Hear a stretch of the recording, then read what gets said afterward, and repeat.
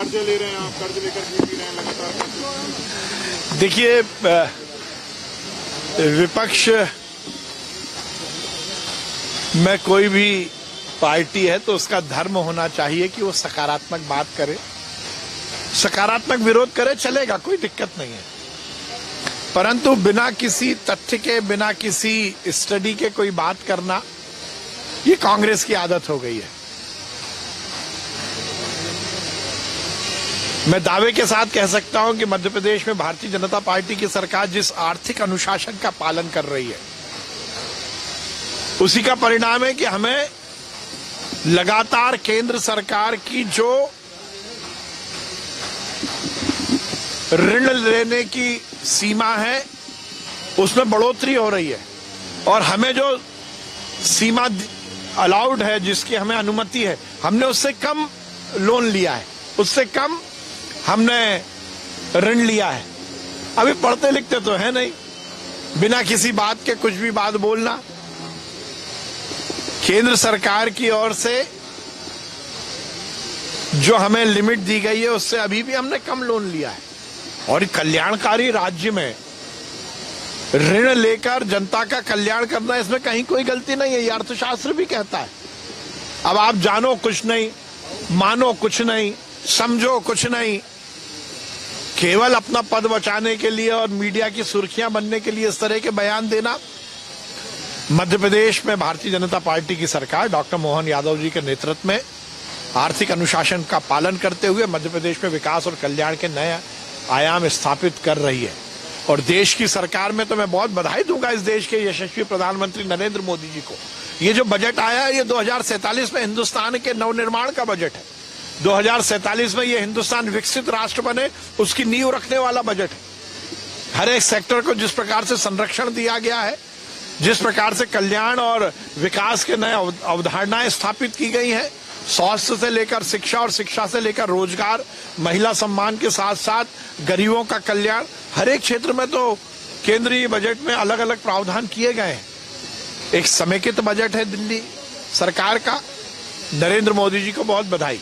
OBC आरक्षण को लेकर जिला कार्यकारिणी बन रही है, 250 लोगों को चुना। देखिए, कांग्रेस में लोकतांत्रिक व्यवस्था तार तार है। अपने अपने गुर्गों को पद देना ये कांग्रेस की परिपाटी है, परंपरा है। इसीलिए सबसे मुद्दा तो मैं चैलेंज करता हूं कि कांग्रेस की कार्यकारिणी में जिनके नाम है उनको एक साथ इकट्ठा करके बता दो। आप कहो तो वो नाम ही ना हो, आप बुला लो। 250 लोगों की कार्यकारिणी में चुनौती देता हूं कि एक साथ 250 लोग इकट्ठे कर लें। वो ये ढकोसलेबाजी की पार्टी है। इनमें ना अनुशासन है, ना लोकतांत्रिक व्यवस्था है, ना संगठन है, ना कोई नियम है, ना कोई कायदे। लेकिन दिल्ली ने तय किया कि 35 से 55 होना चाहिए। अब ये तो कांग्रेस की अंदरूनी बात है, इस पर मैं कोई टिप्पणी नहीं करना चाहता। परंतु यदि नियम कायदे का पालन करते तो क्या राहुल जी इस देश में कांग्रेस के नेता हो पाते? जब ऊपर से ही गंगोत्री में ही गड़बड़ है तो फिर गंगा नीचे कैसे शुद्ध होगी? डील यूएस के साथ जो डील हुई है, वो डील है। अब देखिए, फिर मैं कहूंगा कि कांग्रेस के नेताओं को किसी भी तरह का ज्ञान नहीं है। जो डील हुई है उसकी पूरी दुनिया में साख जमी है।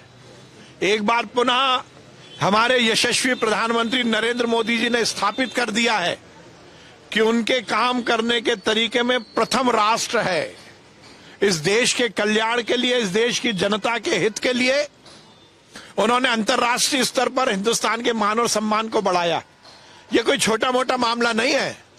जिस प्रकार से अमेरिका के साथ ये ट्रेड डील हुई है, ये इस बात को स्थापित करता है कि भारत बहुत जल्द दुनिया की तीसरे नंबर की इकोनॉमी बनेगा, और ये हिंदुस्तान पूरी तरह से विश्व बंधु के रूप में, विश्व गुरु के रूप में दुनिया का नेतृत्व करेगा। अब आप समझो नहीं, बात करो नहीं, पढ़ो नहीं, लिखो नहीं। जब स्क्रिप्टेड बात राहुल जी करते हैं तो स्क्रिप्टेड बात ही तो प्रदेश अध्यक्ष करेंगे।